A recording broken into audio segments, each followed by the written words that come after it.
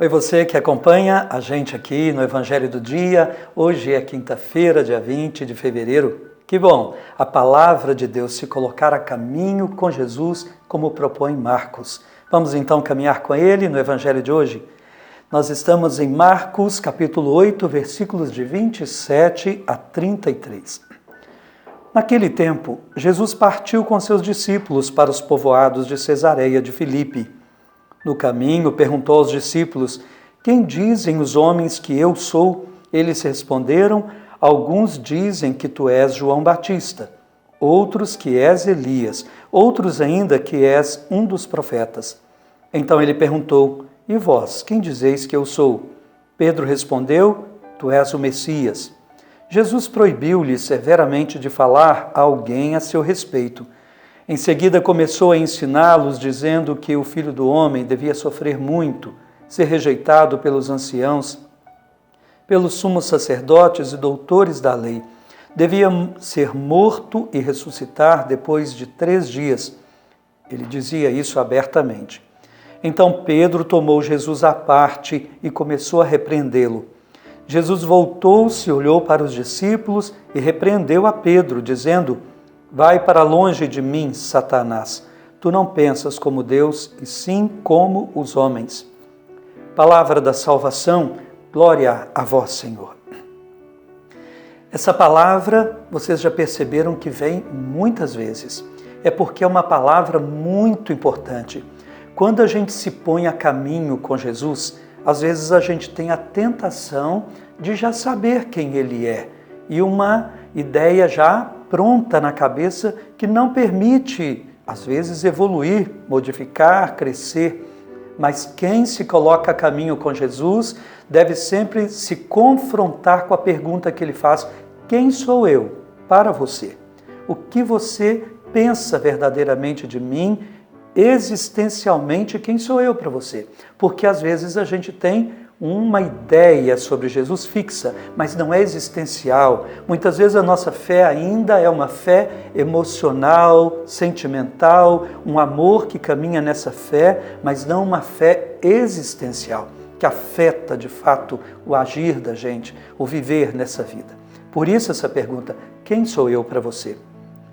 Jesus então vai perguntar, ouvir as respostas, mas ele quer saber de cada um, para cada um de nós. Quem sou eu?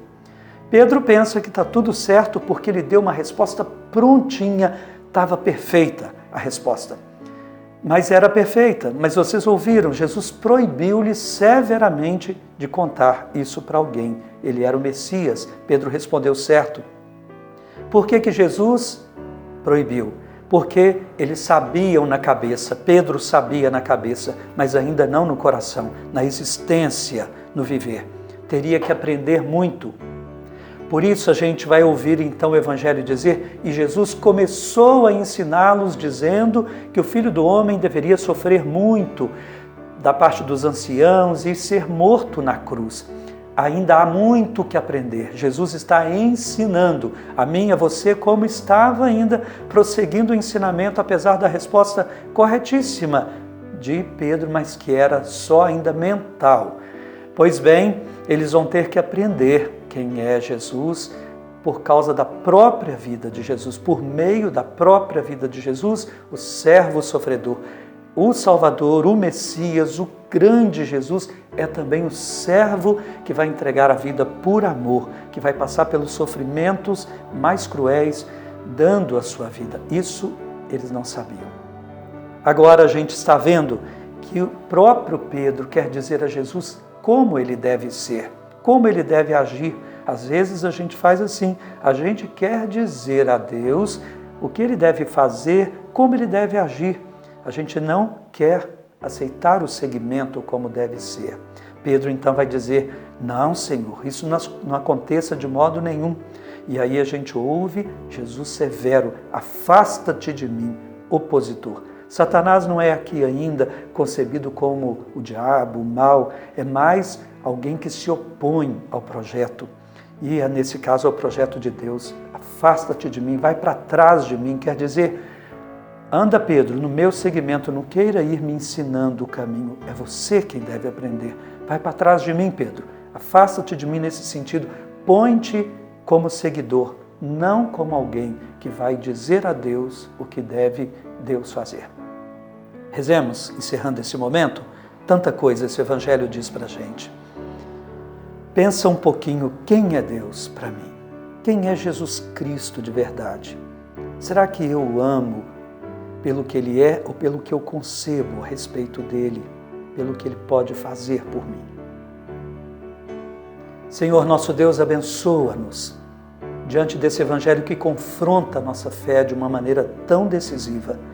Nós queremos ser seguidores de um Cristo histórico, não de um Cristo ideia, de Jesus como Ele veio e não de um Jesus como a nossa cabeça concebe.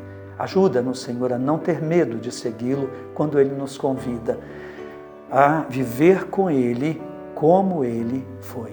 O servo sofredor, salvador do mundo, Deus que morreu na cruz. Amém.